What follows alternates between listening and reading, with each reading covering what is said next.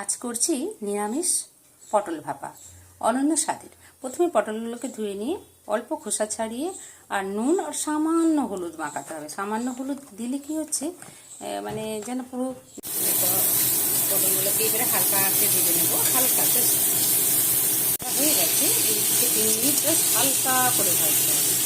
রেখেছি সাদা সর্ষে, কালো সর্ষে, লঙ্কার গুঁড়ো, পোস্ত আর অল্প টুকরো আদা দিয়ে এটাকে বেটে রেখে দিয়েছি। এইবারে দেখা যাচ্ছে এতে 4 চামচ পরিমাণ আমলের গুঁড়ো আর এই 1 চামচ বেসন একসঙ্গে মিক্সড হচ্ছে। কেন কি দুধটা যাতে না কেটে যায়, তার জন্য এটা মিক্সড করে নেব। বেটে রাখা এই মশলার সাথে আমি এই দুধ আর এই আমলের আর হচ্ছে তোমার বেসনের গুঁড়ো ওইটা একসঙ্গে অ্যাড করেছিলাম, করে এর সঙ্গে এই সর্ষে বাটার সাথে সব দিয়ে দিলাম।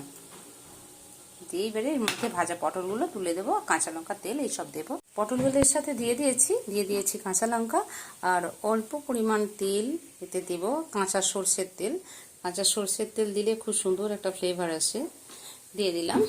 এবারে যেহেতু দুধ দিয়েছি তাই মিষ্টি আমি দেবো না, পরিমাণ মতো নুন দেবো। এর সাথে একটু নুন দিয়ে দিলাম পরিমাণ মতো, যেহেতু পটলে নুন দেওয়া ভাজা ছিল তাই বেশি দেব না, একটু লিকুইডটার মতো দিয়ে দিলাম। এবারে পটলটাকে একটু ভালো করে না ডুবিয়ে দিতে হবে, যাতে কি না ভালো করে পটলের সাথে এই মশলাটা সেদ্ধ হয়। ঠিক আছে,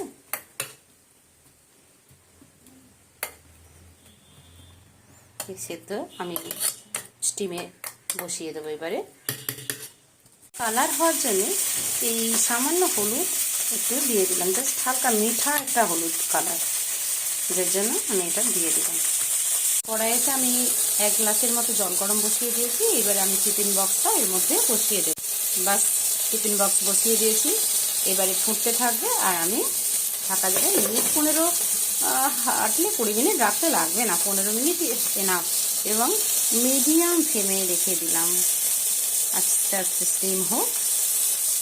হয়ে গেছে, এবার আমি পটল ভাপা নামিয়ে নেব। এবার আমি দেখো বন্ধুরা, ভাপা একেবারে রেডি।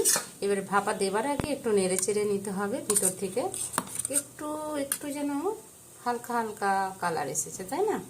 তোমরা পারলে এর সঙ্গে এটা দুর্দান্ত লাগবে। তবে এর সঙ্গে মিশে আছে একটু আমি কি দিয়েছি বলো তো, ভালোবাসা মিশিয়ে দিয়েছি, ভালোবাসা অ্যাড করেছি, জানো তো বন্ধুরা। তো তোমরাও পারলে প্রতিটা রান্নার সঙ্গে ভালোবাসা অ্যাড করবে, দেখবে ঘাসের তরকারিও দারুণ লাগবে।